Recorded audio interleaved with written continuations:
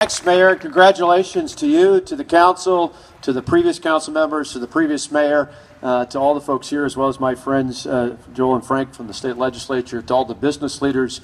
It's a great day. Now I'm looking around, I see a few other Packers shirts. Just an explanation. I'm going to Lambeau Field after this to open up a new concession stand for TravelWisconsin.com. So I figured nobody would be upset if I was wearing a Packers shirt, even though it was here before we got to Lambeau. I told the mayor on the way in, that's just about universally true across the state, except early on when I was governor, I was way over on the other side of the state in St. Croix County in New Richmond. I met a guy that was almost 100 years old. He said, "Governor, I'm a big fan of yours." He said, "But you're going to be shocked to know that I'm actually a Vikings fan." I said, "Yeah, I don't usually hear that, but I get you're kind of in the media market over there. I guess I understand." He said, No. He said, "You don't understand. I'm such a Vikings fan." He said, "I'm almost 100 years old. I don't want to be a burden on my family. I know my end is coming. So I made my arrangements for my funeral, so much so that I actually asked the Vikings if some of the players could be pallbearers." I said, I've never heard of anything like that. That's remarkable." He said, "Yeah, I want the Vikings to let me down one last time."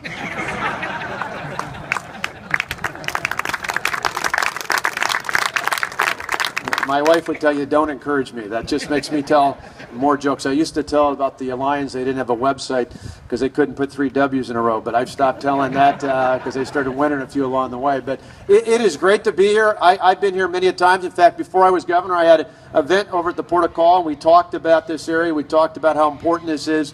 As the mayor talked about, the great team over the years, so many folks from throughout this community on the council, the mayor, the Chamber of Commerce, and now here to celebrate this great groundbreaking for what's going to be a tremendous project, not just for this community, not just for this county, but as you mentioned, for the state and in particular for this region.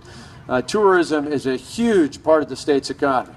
In fact, we've seen since 2011 about a 30% increase in the economic impact of tourism in the state of Wisconsin.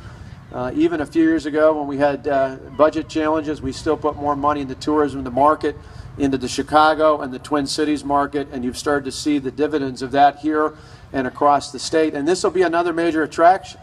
But as was mentioned with this process, over many, many years of time spent looking at what could be and how to make this happen, one of the things that you alluded to with the Joint Finance Committee, and Joel and Frank coming in to talk to me about this and working with their colleagues on the Finance Committee and then through their respective caucuses and ultimately reaching out to me to make sure that this stayed in, was that unlike other harbor assistance projects, which typically through the Department of Transportation, there's a process and it ties into harbors overwhelmingly are commercial.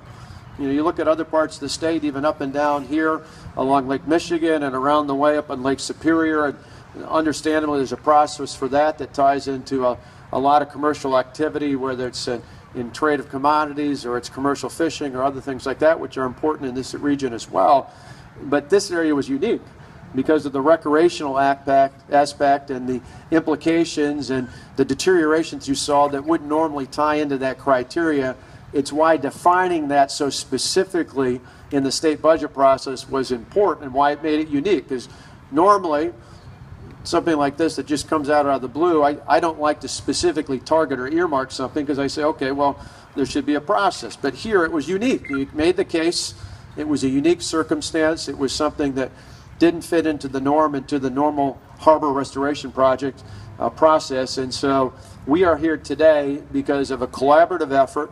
It's one that got you here, but it's also one that's going to be, that same collaboration is going to be needed to take full advantage of what's going to be an incredible asset, to draw people in, to take advantage of quality of life for what will be a part of not just this restoration, but what it'll mean to this park, to the Harbor Park, what it'll mean from a tourism standpoint, not just for people that come right here, but for all the businesses and attractions that will be able to draw even more people in along the way, and for what it will mean to tell those who want to come and do business here as well as move their families here about the kind of commitment that this city, that the council and the mayor, the previous elected officials, that folks throughout this region, and that the state and its representatives here in this area have made, not just to this project, but to this community. And we're excited to be a part of it. I'm excited to be here today. I can't quite do a Lambeau Leap here, but I'll save that for later. But I think everybody here with the enthusiasm would love to do a Lambeau Leap after it's done in celebration of this. Congratulations to everybody. A project well done. Thank you, Governor.